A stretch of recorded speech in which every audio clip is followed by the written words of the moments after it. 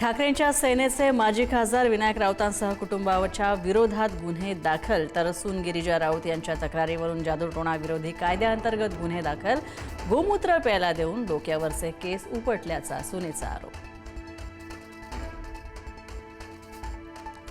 विनायक राऊत यांनी सून गिरिजा राऊत यांनी केलेले आरोप फेटाळले तर गिरिजा राऊत यांनी सुद्धा विनायक राऊत यांनी केलेले आरोप फेटाळले। गिरिजा यांनीच आमच्याकडून 12 कोटींसह महिन्याला 2 लाख रुपये आणि आलिशान फ्लॅट तसंच कारची मागणी केली होती, राऊतांचे आरोप।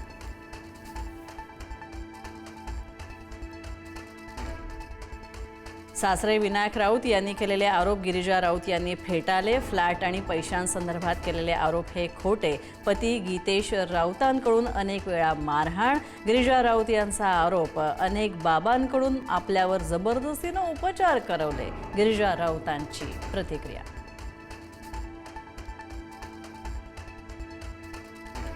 गिरिजा राऊत प्रकरणामध्ये आरोपी भोंदू फिरोज शेख याला 2 दिवसांची पोलीस कोठडी, 14 जुलैपर्यंत पोलीस कोठडी।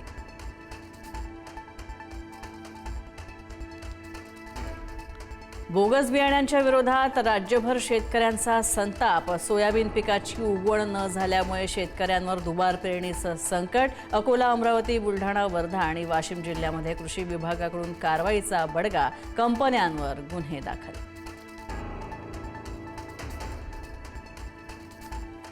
बोगस बियाण्यांवरून विरोधकांचा सरकारला जोरदार हल्लाबोल तर बोगस बियाण्यांच्या रॅकेटला सत्ताधाऱ्यांचंच पाठबळ लाभलंय। सरकारच बोगस आहे, त्याच्यामुळे बाकीचं काय विचारता, सुषमा अंधारे यांचे आरोप।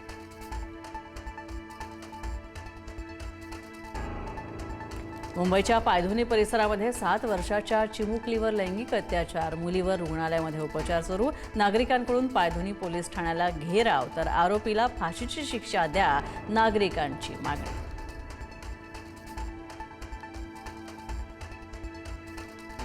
गडचिरोलीमध्ये एटापल्ली तालुक्यात पुन्हा एकदा नक्षलवादी हालचालींची चाहूल। कुंडम गावाजवळ नक्षलवाद्यांचं बॅनर आणि पत्रकं आढळली, एकच खळबळ तर सुरक्षा यंत्रणांकडून शोध मोहीम सुरू।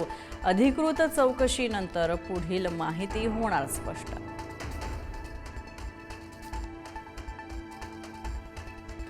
मुख्यमंत्री असताना उद्धव ठाकरेंनी हनुमान चालीसा नाही असं म्हटलं होतं, तर मुख्यमंत्री असताना हनुमान चालीसा वाचली असती तर पक्ष बरबाद झाला नसता। माजी खासदार नवनीत राणा यांची उद्धव ठाकरे यांच्यावर टीका। मात्र नवनीत राणांच्या टीकेवर आदित्य ठाकरेंनी बाळगलं मौन।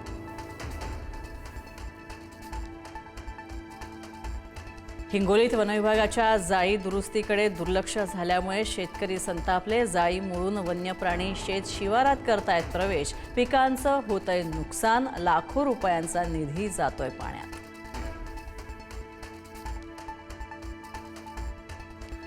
संसदेच्या पावसाळी अधिवेशनापूर्वी 19 जुलैला सर्वपक्षीय बैठकीचं आयोजन। सरकार आणि विरोधकांमध्ये रणनीतीची चाचपणी।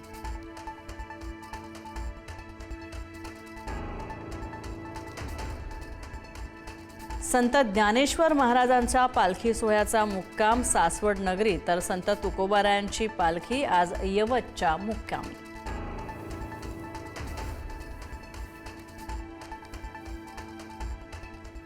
उपमुख्यमंत्री सुनेत्रा पवार आणि खासदार सुप्रिया सुळे यांनी घेतलं माऊलींच्या पादुकांचं दर्शन। बळीराजाचं संकट दूर करण्यासाठी विठुरायाला घातलं साकडं।